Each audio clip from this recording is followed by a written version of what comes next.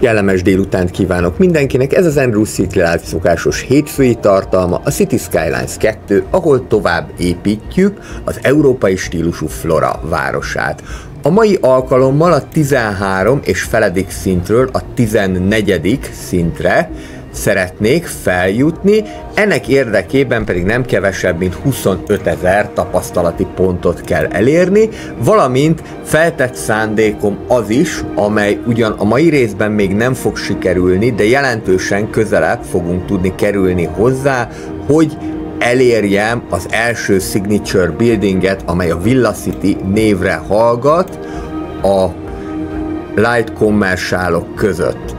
És ehhez pedig 2000 kockányi területet kell kijelölni low density commerciálokból, ami nem kevés, most tartunk nagyjából kicsit több, mint a felénél.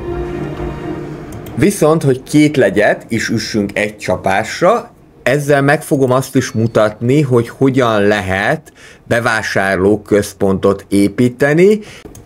Most ebben az esetben a signature buildingeket nem fogom használni, hanem csak a low density, illetve a high density kommersálokat, de ahogyan látjátok is, a terület zöldségéből ez szinte kínálja magát, hogy ide az egyetemtől nyugatra a lakótelepek mellé bevásárló központot építsünk.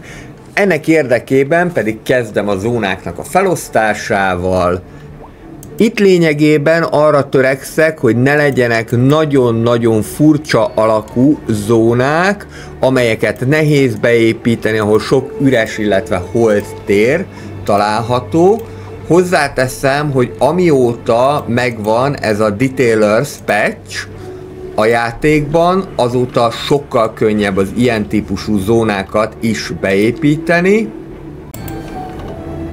Nagyjából szeretném megtartani a sakktábla elrendezést, hiszen hogyha külvárosi bevásárló központról, illetve bevásárló negyedről van szó, akkor még mindig ez a szerencsésebb, majd szerintem építünk olyat is a későbbiekben, ahol nem négyzet alapúak az utcák, de most első körben ezt szeretném megmutatni. Kezdjük is a zónák kialakítását. Ott fogom kezdeni, ahol a legsötétebb zöldek a zónák, hiszen ott várhatjuk a legnagyobb forgalmat, ott a legnagyobb valószínűsége annak, hogy nem fognak majd tönkre menni ezek az üzletek. Volt egy régebbi városom, ahol elkövettem azt a hibát, hogy nagyon sok ilyen zónát kijelöltem, különösen high density commerciálokat, aztán csak néztem, mint Rozi a moziba, hogy miért mennek tönkre ezek. Ugye gondolni kell arra, hogy ezeket hosszú távon is fönn kell tartani, és most jelen pillanatban a legsötétebb zöld itt a toronyházak, a high density rezidentálok tövében található, úgyhogy most azt a taktikát fogom követni, hogy megépítem itt ezeket a light commerciálokat, illetve helyenként majd a high density commerciálokat, valamint arra is gondoltam, hogy néhol lehet színesíteni egy-egy irodával ezt a bevásárlóközpontot. A bevásárlóközpont, az outlet center és az irodák jól meg fognak egymással férni. És ahol pedig ilyen sötétebb sárga a terület, oda majd később fogok építkezni, mellé pedig majd jöhetnek különböző nagyobb bérházak, nagy valószínűséggel low wealth, rezidentál. Most már élvezem azt, hogy a Detailers patch 1.18 óta, mint hogyha ebben is változott volna a játék, már nem mennek tönkre ezek a bérházak, lett végre értelme annak, hogy ezeket lerakjuk. Tehát a sárga területek mellé, ami már még nyugatabbra van az egyetemtől, közel a postaelszámoló központhoz fognak majd menni ezek a bérházak, legalábbis a tervek szerint. És a Detailers Patch 1.18-al, amelynek egyébként majd egy kiterjesztését, folytatását tervezik a Detailers Patch 2-vel, ezzel a patch-el pedig lehetővé vált, hogy a különböző propokat már így is lerakhassuk, úgyhogy most én elkezdem a dekorálását a bevásárlóközpontnak. Mivel a Move It mód még nem töltődött be, ezért nem mindegyiket fogom tudni egyenesen lerakni, de azt a későbbiekben majd pótolni fogom, be fogom megfelelően igazítani ezeket a propokat.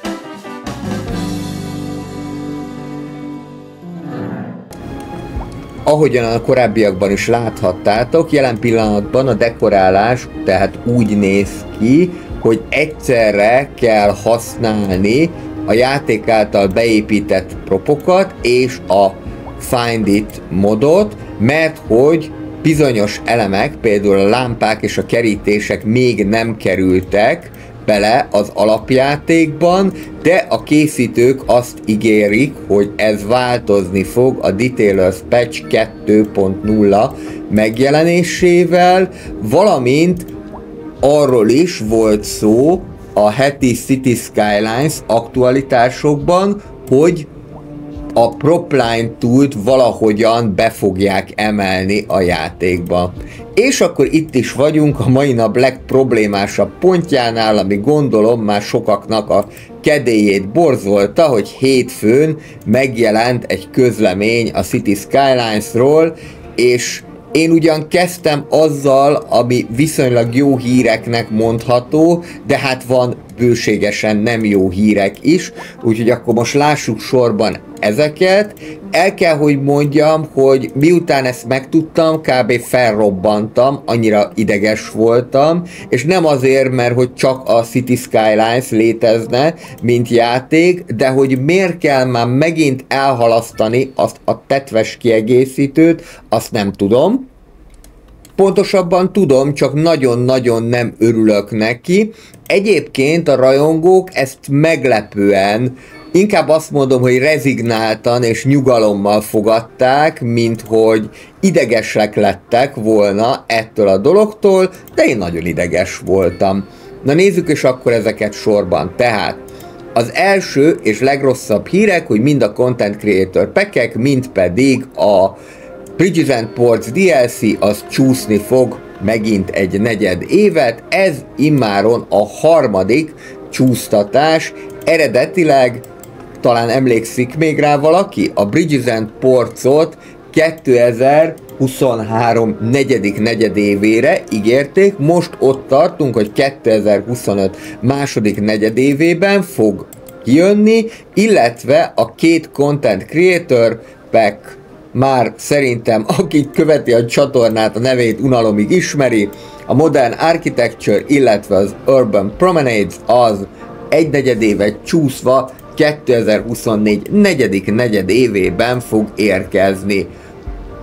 Én meg kell, hogy mondjam, igazából talán a nyilas jegyemnek is köszönhetően született optimista vagyok, és voltam, és azt gondoltam, hogy a Colossal Orders az nem fogja megcsinálni, már csak a játék reputációja miatt sem, hogy bármit is halaszt most már ezeken a kiegészítőkön. És erre megcsinálták, nyilván van ennek oka, de én igazából még szeptember 16-án is baromi optimista voltam, hogy most már akkor végre tényleg jön 2 Content Creator Pack, ahogyan megígérték, és gyakorlatilag azt mondom, hogy óránként néztem a Facebookot, hogy mikor jön már erről hírek. És hát jött róla hírek, csak nem az, amit akartam, úgyhogy borzalmasan csalódott voltam. Remélem most már, de nem merek optimista lenni, hogy karácsonyra már készhez kapjuk az első 2 Content Creator Packet, mert hát egyébként ez, hogy már harmadszorra halasszák el, szóval én akárhogyan is nézzük, kiakadtam ezen, és ráadásul azért is, mert hogy minél többször halasztják el, annál nagyobbak lesznek ezekkel a Content Creator Pack-ekkel szemben az elvárások, legalábbis én így gondolom. Ugye most az volt az indok, hogy az Asset Editor még nem teljesen állt föl, nem teljesen jó.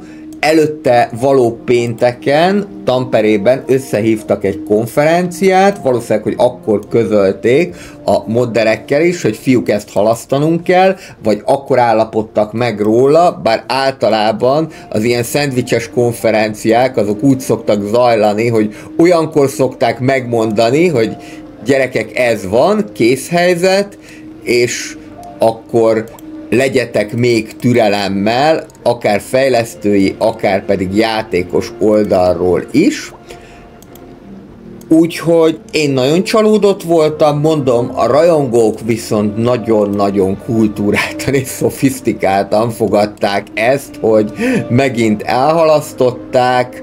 Valóban az egy valid érvelés, hogy először a játék alapvető elemei legyenek rendben, az alapjáték álljon föl, na de ez akkor is.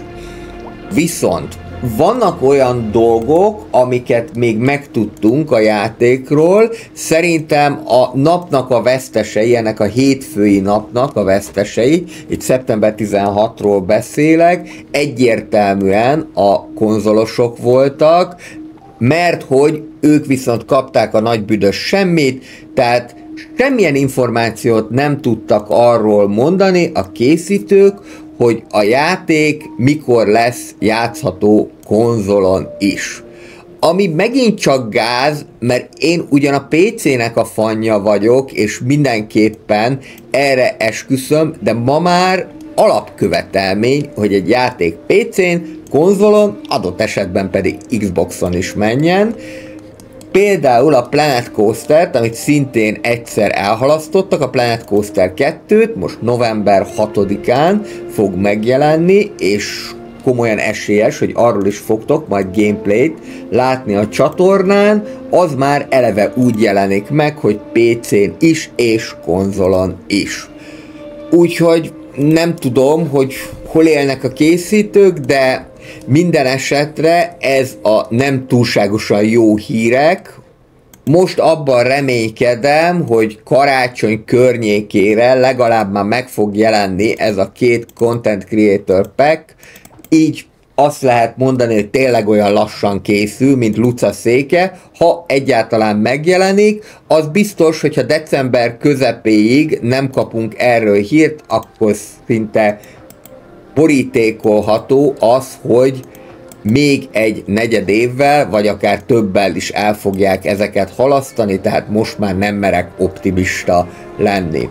Viszont minden rosszban van valami jó, jelen esetben tényleg arról van szó, hogy inkább rossz, inkább üröm van, és kevesebb öröm, viszont az mindenképpen örömteli, hogy kijelölték a játék fejlesztési irányait, és megmondták, hogy mikre számíthatunk. Az egyik dolog a már említett Detailers 2.0 patch, ahol valószínűleg a maradék propokat is be fogják majd emelni a játékba, valamint azt ígérték a készítők, hogy a Propline 2-hoz hasonló eszközt kapunk, legalábbis erre finoman utaltak, illetve hatékonyabban tudjuk majd dekorálni az utak mentén a városunkat. Ez mindenképpen egy jó hír, én erre nem számítanék 3-6 hétnél hamarabb, mert most ugye ilyen esetben, hogy bejelentették, hogy elhalasztják a megjelenéseket, jól végezték idézőjelben dolgukat, és akkor most szerintem egy 2-3 hétig csak a szokásos City Skylines híreket fogjuk kapni, ami azt fogja jelenteni, hogy majd híreket kapunk arról, hogy milyen új modok vannak, milyen új térképek, amelyek letölthetők, de nagyobb áttörésre ebben a vonatkozásban nem számítok. Erre mindig szoktam mondani, hogy ne legyen igazam, alakuljon jobban ennek a játéknak a fejlesztése. A másik dolog pedig, amit mondtak a fejlesztők, leírtak a fejlesztői naplóban, az, hogy tisztában vannak vele, hogy a turizmus és a hotelek helyzete az nagyon gáz. Nem is tudom, hogy vannak-e a játékban hotelek, én gyanítom, hogy nincsenek, és ebben a vonatkozásban akkor valami olyasmit terveznek, mint a hajléktalanság kezelésével kapcsolatosan. Nyilvánvalóan nagyon jól jönne, pláne ingyenesen egy olyan kiegészítő, mint a City Skylines 1-ben a Hotels and Retreats volt, de nem lehet tudni, hogy ez új épületeket jelente, vagy azt, hogy valamilyen más megoldást fognak kitalálni majd erre a készítők. Úgyhogy jelen pillanatban ez a helyzet, a City Skylines 2 házatáján nem örülünk neki, de az mindenképpen a sok rossz között is egy dicséretes dolog, hogy a készítők azt mondják, hogy először a játéknak az ingyenes részére próbálnak koncentrálni, és csak utána jöjjenek a fizetős tartalmak. Tehát ez azt jelenti, hogy mind a Decoration Pack-et, mind pedig ezeket a hoteleket teljesen ingyenesen fogjuk megkapni. Már hogyha hoteleket kapunk, ezt még nem lehet tudni. Ezt valószínűleg csak a készítők tudják. Reméljük legalább ők igen. Miközben pedig arra törekszem, hogy hatékonyabb kapcsolatot teremtsek gyalogutak, illetve ilyen csavaros felüljárók segítségével a két városrész között. Aközben azért azt el kell mondanom, hogy a City Skylines 2 már így sem egy rossz játék, ha csak azt nézem, hogy jelen pillanatban már közel 173 órám van a játékban, akkor ezzel nálam a CS2 már a 3. helyre verekedte föl magát a játszási idő szempontjából. Első természetesen a CS1 3500 órával, a második pedig a Civilization 6 419 órával, viszont a CS1 ezt 8 év játék után érte el, a CS2-nek pedig ehhez nem kellett 1 év, hogy a 3. helyezést megszerezze. Nyilván elég sok mindennel játszom, úgyhogy ezért csak ennyi, de nálam már ez is jó eredménynek számít. Tehát mindenképpen azt tudom mondani, hogy nem egy rossz játék, használható, lehet vele játszani, viszont ez, hogy már megint csúsztatták a kiegészítőket, illetve a Content Creator packeket. Ez egy kicsit idegesítő, de reméljük, hogy a végén majd ez beváltja a hozzáfűzött reményeket, és a következő fizetős tartalom már népszerűbb lesz, mint a Beach Properties. Na, mondjuk annál nem nehéz. Kialakítottam akkor itt ezt a gyalogút erdőt. Igazából ide is lehetett volna építeni házakat, de úgy gondoltam, hogy inkább itt hagyjuk meg ezt a maga természet közeliségében, csak azt teremtsük meg annak a lehetőségét, hogy a gyalogosok minél jobban tudjanak átjárni rajta. Egyébként szerintem, legalábbis ez csak egy ilyen észrevétel, nem biztos, hogy így van, de úgy láttam, hogy minthogyha a CS2-ben már jóval kisebb távolságot lennének hajlandóak gyalog megtenni a városlakók, mint a CS1-ben. A CS1-ben akár nagyon távol is lehetett építeni egy-egy busz megállót, vagy egy-egy metró megállót, itt viszont minthogyha már kevésbé lennének hajlandóak gyalogolni, nem mellesleg pedig, mivel a játékban nincsenek biciklik, ez tovább fokozza azt a helyzetet, hogy lustábbak a városlakók. Megépítettem ezt a Multipurpose parkot, ez a legnagyobb elérhető park, ami azért jó, mert itt ezeket az utakat teljesen be lehet kötni. Ez egy teljesen átjárható park ebből a szempontból, úgyhogy ezeket most meg is teszem. Nagyon jól lehet integrálni a városba, és mindenképpen úgy akartam, hogy ne teljesen az útra simulóan rakjam le ezeket, hanem egy egyedi módon illeszkedjen a városba. A fásítás és bokrosítás után még néhány épületet ide fölhúzok. Nem vagyunk olyan messze az európai stílusú medium residentáloknak a signature buildingjétől sem. És akkor arra gondoltam, hogy most már itt lenne az ideje ezt a szigetet is bevonni a játékba, úgyhogy hosszú idő után először kiterjesztem a városnak a területét 4 kockával is. Ez nem fog olyan nagyon jelentős hiányt ütni a költségvetésen, gyakorlatilag ez a 4 kocka vagy 4 terület, ez egy pár ezerrel vetette csak vissza a bevételt, úgyhogy ilyen szinten ebből már nincsen probléma. Az viszont, hogy hogyan közelítsem meg ezt a szigetet, az nekem komoly fejtörést okozott. Sokat gondolkodtam, próbálgattam a különböző lehetőségeket, végül arra jutottam, hogy még hogyha egy kicsit radikális megoldás is, de akkor próbáljuk meg a belvárosi autópályából lecsatlakoztatni ezt az utat, lehetőleg úgy, hogy minél kevesebb kárt tegyünk a már meglevő házakban. Itt mondjuk ennek körülbelül egy 5-6 rezidentál esik áldozatául, de egészen egyszerűen nem volt más megoldás, amivel meg lehetett volna ezt normálisan csinálni, mert mindenképpen egy olyan utat akartam, ami felette megy a rakparti útnak. Tehát a rakparti útról levezetni azt a hidat, az nem lett volna túlságosan realisztikus, nem hatott volna természetesen, úgyhogy ezt a megoldást gondoltam ki. Ott még van egy öreg malom, amit majd el kell onnét takarítani, valamint azt is szeretném, hogy majd a szebb hidak kerüljenek föl erre az autópályára. Így folytatódhat tovább egészen a külső strádáig, és itt pedig akkor külön szintű kereszteződést terveznék. Ehhez ki kell oldani még egy területet, hogy a kereszteződést normálisan meg lehessen építeni.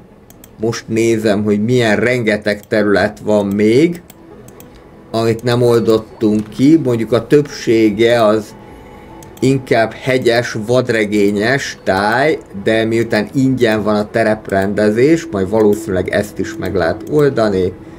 És akkor én itt a lehető legegyszerűbb megoldással élek, nem vagyok nagy bolondja, illetve nagy fanja ezeknek a kereszteződéseknek. Szeretném úgy megcsinálni, hogy jól nézzen ki, de nem fogom túltolni a dolgot. Itt meg is van a lekanyarodási lehetőség. Még annyit kell megtenni, hogy a fákat az útról el kell takarítani, ez inkább csak esztétikai dolog, mert így is el tudnának menni az autók, és akkor itt látom, hogy egyelőre, és valószínűleg ez szándékosan van így a játékban, az autópályáknak csak egyirányú hidat lehet építeni. Hát nyilvánvalóan, mivel majd lesz egy Bridges and Ports kiegészítőnk, majd ott fogjuk megkapni a kétirányú hidakat, természetesen fizetős kiegészítőként. Ugye most jelen pillanatban erre még több mint fél évet kell várnunk. Viszont van itt a 4 sávos útnak megfelelő híd, ahol elkövettem azt a hibát, hogy nem először azt építettem meg, tehát hogyha ilyen hidat akartok építeni, akkor mindig először ezt a műtárgyat kell megépíteni, és utána jöhet majd minden más. Itt ezt egyszerűbb volt újra megépíteni, mint Move It móddal beigazítani. Fogom, összekötöm a hidat a felüljáróval, és kelleni fog majd ide egy-egy levezető rámpa. Igazából itt elég lesz majd csak egy levezető és egy felvezető rámpa, azt mindjárt megépítjük. Itt van egy kritikus pontja a rendszernek, ezt majd a későbbiekben mindenképpen ki kell gondolni, hogy mit lehet vele csinálni. Akár még a külön szintű kereszteződés sem tartom elképzelhetetlennek, vagy esetleg egy körforgalom, ezt majd még addig kigondolom, hogyan legyen. A másik oldalon is jöhet ez a típusú ívhíd. Grand Bridge-ünk még egyelőre nincsen, de azt hiszem, hogy ez a távolság nem is elég ahhoz, hogy lehessen ezt a nagy Tower hídra emlékeztető hidat megépíteni. Így megvan az autópálya, viszont mivel itt nem tudnak megfordulni, ezért idéglenesen ide egy fordulót fogok építeni. Alapvetően így akkor itt 4 sávos lesz az út, és akkor elvileg működik is a fordulás, de azért még a biztonság kedvéért beépítek ide egy fordulót. És itt vagyunk ezen a szigeten, ahol nagyon sokat gondolkoztam igazából, hogy mi legyen rajta. Az első dolog az, hogy mindenképpen túlságosan sok fa van, ezeket ki kell írtani, azért, hogy majd újra telepítsük, de most ahelyett, hogy egyenként elkezdeném őket kilődösni, így azt mondom, hogy veszem ezt az eszközt, és akkor jobb egérkombbal kattintva tudom eltüntetni a fákat. Nem mondom, hogy tökéletes, mert hogy egyszerre csak egyfajta fa típust tudok eltüntetni, de legalább valami, és gyorsabban megy, mint hogyha egyenként kéne a bulldozerrel azt eltörölni. A Move It módnak sajnos a delete funkciója az nem működik, legalábbis úgy láttam, hogy ha kijelölöm és megnyomom a delete-et, akkor nem történik semmi. A CS1-ben még a delete funkcióval nagyon gyorsan lehetett törölni. Lehet majd a későbbiekben ezt beépítik. És akkor, hogyha megvan az erdőírtás, akkor a másik dolog, hogy sokat gondolkodtam, hogy mi legyen itt. Alapvetően egy ilyen szigeten kézenfekvő lenne, hogy mondjuk egy óriás kereket rakunk le, vagy valamilyen turista látványosságot. Abban már biztos voltam, hogy valamilyen turista látványosság, aztán több kísérletezés után arra gondoltam, hogy Florának a nyugodt, békés környezetéhez sokkal jobban illik egy ilyen park, amit akkor, mivel kör alakú, körbe is lehet venni egy ilyen sétáló utcával. Próbálom úgy építeni, hogy minél jobban az út rásimuljon erre az épületre, amennyire engedi. Kicsit ügyeskedni kell vele, és akkor így még jobban ki lehet emelni ezt a kör alakú építményt, ami szerintem nagyon jól néz ki, méregdrága is, tehát 5.600.000 pénzbe került, és a profitomnak rögtön a felét el is vitte, de ez nyugalomszigetként tud majd funkcionálni ebben a városban, ide tudnak jönni a turisták, a későbbiekben még több mindennel tervezem bővíteni, valamint szeretnék ide majd egy közlekedési kapcsolatot is megépíteni.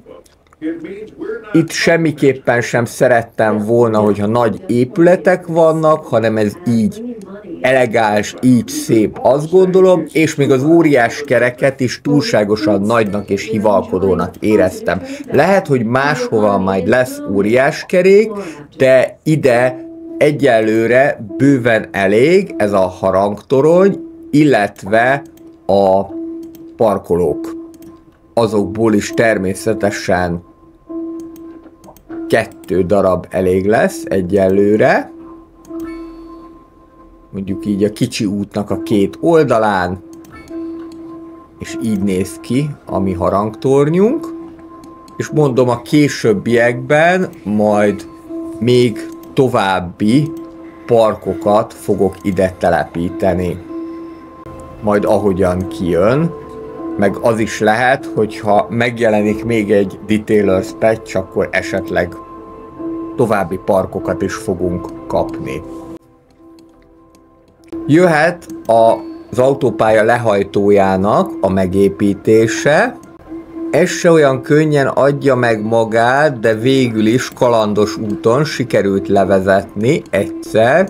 A másik oldalon pedig nem is tudtam a felhajtót megépíteni, úgyhogy akkor a szokásos trükk, hogy megépítem ellenkező irányból, fogom és kattintással, ugye replace gomb, jobb egérgomb, és megváltoztatom az irányát. Így most van egy kétirányú felhajtónk, és lényegében ez elég is lesz, mert itt ugye az a lényeg, hogy föl tudjanak hajtani, meg le tudjanak hajtani az útról. Itt még ezt a biztonság kedvéért kibővítettem, hogyha nagyobb forgalomra számítanánk. Igazából ennek még nem most lesz nagyobb forgalma, hanem akkor, amikor majd a folyón túl fogunk terjeszkedni. Nyilván ott a villamos miatt majd lesz egy szűk keresztmetszet, de szerintem egyelőre azzal jók leszünk, ha meg komolyabb probléma lesz, akkor majd a villamost azt el lehet téríteni. Nézzük akkor a közlekedési kapcsolatnak a megteremtését. Mint minden ilyen nagy épületnél, ezt a CS1-ben már megszokhattuk, elég lassan fognak jönni az emberek, tehát gyakorlatilag még akár egy fél nap, egy nap is eltelik a játékidőből, mire egyáltalán itt emberek lesznek, de annak érdekében, hogy ezt gyorsítsuk, mindjárt megteremtjük a közlekedési kapcsolatot. Közben itt elkezdtem kísérletezni vele, hogy vajon itt megépülnek-e az épületek, de azt láttam, hogy ezek a típusú épületek nem igazán fognak megépülni, pedig akár lehetne is.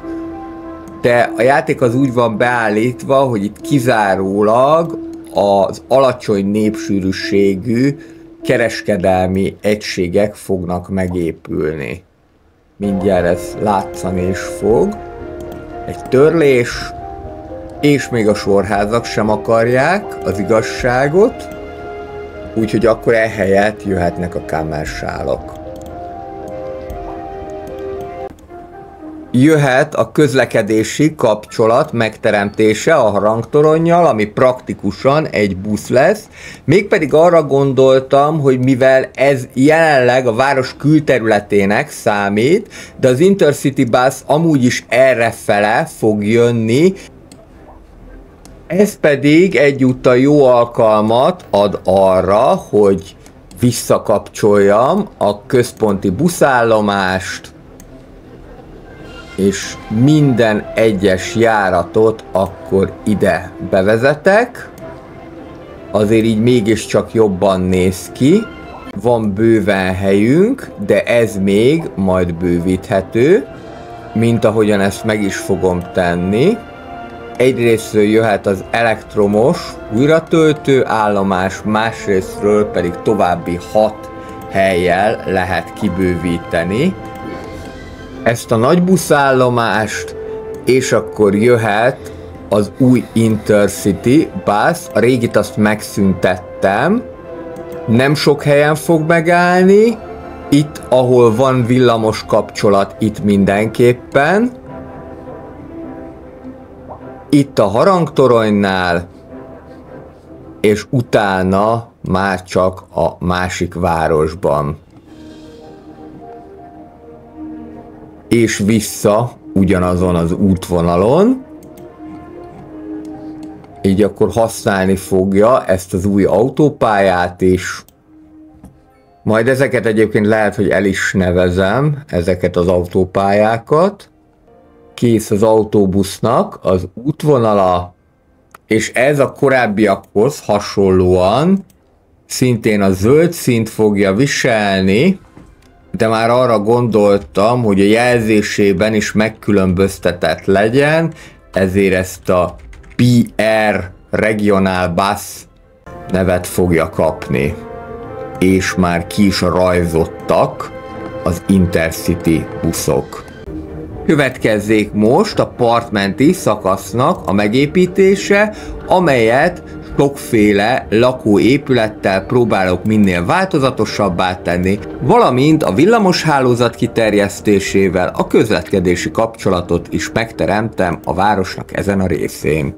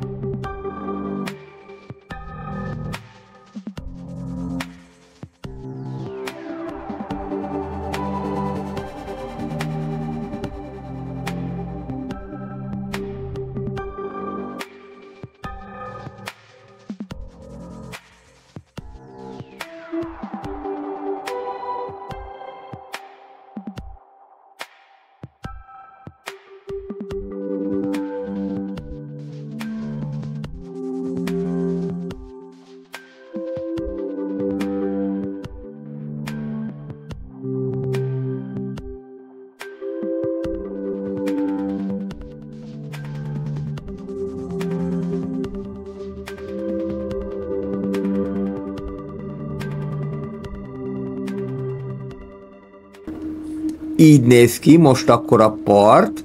Azon is gondolkodtam egy kicsit, hogy hogyan lehetne elnevezni Flórának a folyóját, hiszen bár nem lehet nevet adni a játékban a folyóknak, de én mégiscsak közelebb érezném magamat a városhoz, még közelebb, hogyha neve is lenne a folyónak. Úgyhogy úgy gondoltam, hogy ha már van Flóránk, akkor legyen a folyónak a neve az, hogy Fauna, tehát akkor így néz ki most a Faunának a partja.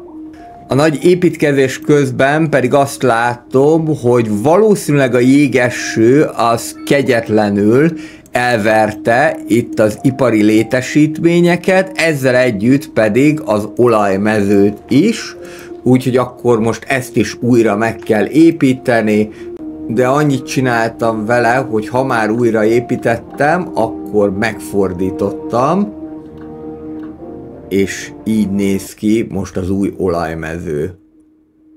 Egyébként az mindenképpen egy probléma, hogy nincsen elég munkás, aki dolgozzon a gyárakba, míg régebben a nagymértékű munkanélküliség volt a gond, most pedig a nagymértékű munkaerőhiány, illetve ahogyan ránéztem a munkanélküliségi adatokra, úgy nagyjából ilyen 1% alatti munkanélküliség van, de az is gond, hogy viszonylag messze vannak a gyáripari üzemek a rezidentáloktól, úgyhogy most ide ennek a sportpályának a helyére építek föl egy teljesen új lakónegyedet, amit, mivel közel vannak a gyárakhoz, az előbb egyébként azt néztem, hogy mekkora légszennyezettség, de itt még nem vészes szerencsére, szóval mivel ezek az épületek közel lesznek a gyárakhoz, könnyebben fognak tudni majd oda menni, reményeim szerint, és arra gondoltam, hogy akkor nem is a High Density rezidentállal fogom ezt megoldani, hanem majd ide jöhetnek a Low Wealth rezidentálok, méghozzá egyfajta kezdetleges lakóparkot képzeltem el, ez nagyon-nagyon egyszerűen fog kinézni, azonos 4x4-es épületekből fölhúzok 4 darabot, és remélem, hogy ugyanúgy fog majd kialakulni. Ugyanolyan épületek lesznek. Ami elsőre nem fog összejönni, de ilyenkor addig kell lerombolni az épületeket és hagyni, hogy azok újra épüljenek, amíg jók nem lesznek. És ha ez megtörtént, akkor a 4-es A buszvonalát is bekötöm ide, menjen minél közelebb a lakótelephez. Így már sokkal jobban néz ki. Szerintem megint van egy ilyen Workers and Resources Soviet Republic életérzés. Nézzünk rá gyorsan az oktatásra is, itt azt találjuk, hogy hiány van általános iskolai férőhelyekből, mert több mint 6600-an szeretnének általános iskolába jönni, ehhez képest csak 3800 gyerek, akinek van férőhelye, úgyhogy egy ilyen új típusú általános iskolát mindenképpen építeni kell. Még ez sem lesz elég, ezt majd ki kell bővíteni, de kezdetnek nem rossz. Térjünk vissza ide a bevásárlóközpont negyedbe. Itt még én építek, ott ahol zöld a terület, egy kis light commercialt, de úgy tűnik, hogy mivel a kereslet már elfogyott ezekre, akkor most jöhetnek a mixed rezidentálok. Ezeket kereslet szempontjából azt hiszem, hogy a játék rezidentáloknak számítja. Ennek a negyednek pedig elengedhetetlen része, hogy megfelelő számú és nagyságú parkoló álljon rendelkezésre.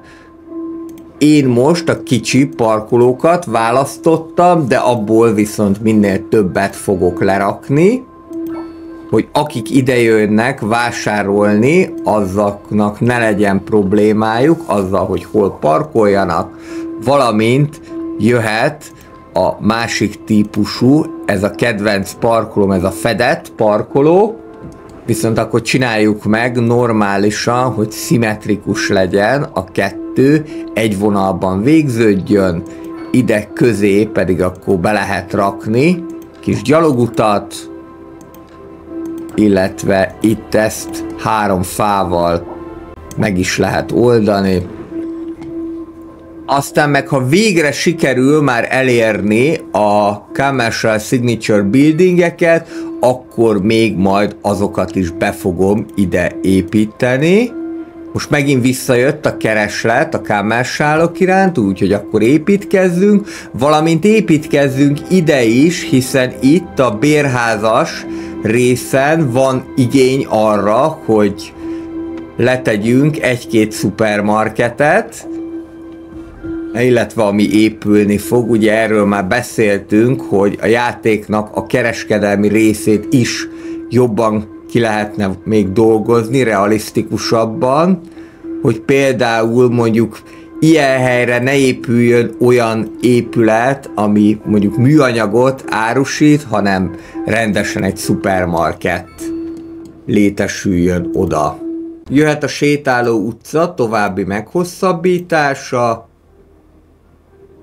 A bevásárlóközpontos negyedben még egyenesen húzom, utána pedig már mehet Girbe-Gurbán. Ez egy nagyon hosszú sétáló utca lesz, talán ilyen hosszút még nem építettem egyetlen egy városban sem, de ennek az a célja, hogyha valaki akar, és mondjuk ilyen indítatása van, akkor keletről egészen nyugatig el tudjon sétálni Flora városában, majdnem a faunának a partján, de ezt nyilván inkább úgy vezettem, hogy a házak között menjen.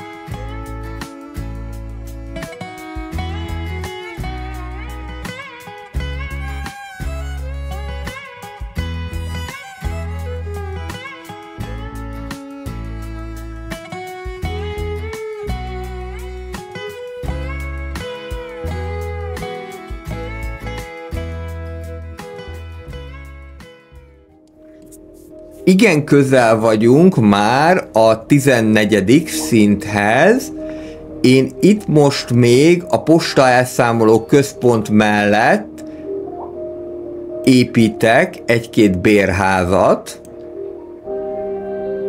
Közben pedig akkor, amíg megmutatom a várost, addig akkor beszélnék nektek a különböző City Skylines 2 csomagokról, és ezzel kapcsolatosan pedig egy felfedezést is tettem. Tehát jelen pillanatban van a City Skylines 2-nek az alapjátéka, ezzel megkapod az alapjátékot, van a Waterfront, Pass, amivel megkapod a Modern Architecture és az Urban Promenade Content Creator packeket, plusz a 3 rádióállomást, plusz a Bridges and Ports kiegészítőt, illetve van egy harmadik változat, az Ultimate Edition, amellyel a világ csodák mellett még további 3 Content Creator packet is fogsz kapni. Ez a 3 Content Creator Pack, ez azért került bele a játékba, hogy a készítők kiengeszteljék a rajongókat a Beach Properties okán érzett csalódásuk miatt. Viszont az eredeti terv, én úgy láttam a játéknak a Steam oldalán, hogy az volt, hogy 2024 negyedik negyedévére kapjuk meg ezt a 3 kiegészítő Content Creator Packet, és aki pedig az Ultimate Edition-t megvásárolta, vagy megvásárolja, az ezekhez is hozzáférhet. Tehát az Ultimate Edition árában ez is benne van. Ezt láttam a játéknak az Ultimate Edition oldalán, így most azt gondolom, hogy mivel minden egy negyedévvel csúszott, ezért akkor 2025 első negyedévében fogjuk megkapni ezt a Content Creator Packet. Pontosabban ezt a 3 Content Creator Packet. A játéknak az Ultimate oldalát még mindig nem frissítették, megjegyzem, hogy az alap DLC-ket, illetve a Content Creator Pack-eknek az oldalát is szerdai napra sikerült frissíteniük, és most ahogyan ránéztem a játék értékelésére, bizony ez a kis halasztás meg is tépázta a népszerűséget, 58%-ról már is leesett 55%-ra, szóval akkor így tessék legközelebb majd elhalasztani a további Content Creator Pack-eket, illetve DLC-ket. Jelenleg, hogyha Steam-en veszed, nyilván G2A-en olcsóbb, de hogyha Steam-en veszed, akkor 50 euró az alap City Skylines 2, az Ultimate Edition pedig 90 euró, és közben ránéztem arra, hogy milyen árazással tervezik majd a Content Creator Pack-eket. Ezek egységesen 8 euróba fognak kerülni, illetve 20 euróba fog kerülni, majd ha egyszer megjelenik a Bridges and Ports kiegészítő.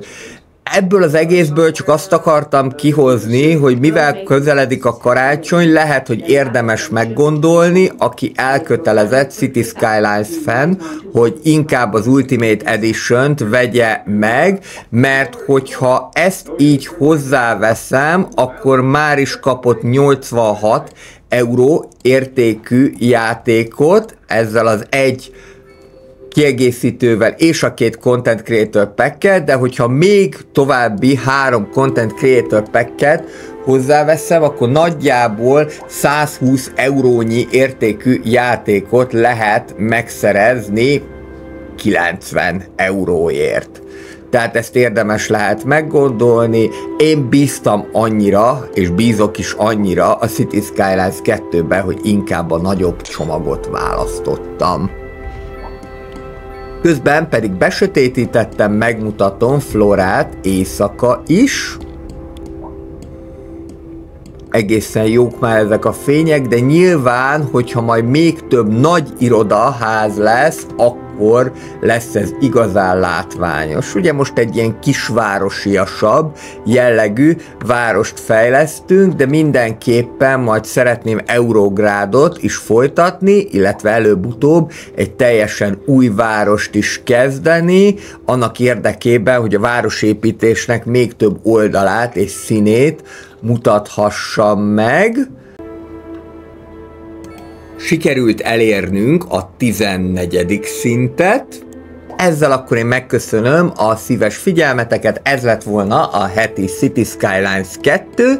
Szerdán egy vadonatúj játékkal jövök a szerdai szimulációkban, pénteken folytatjuk az Age of Mythology Retoldot, és még számíthattok még egy vadonatúj körökre osztott stratégiára. Mindenkinek kellemes hétet kívánok, sziasztok!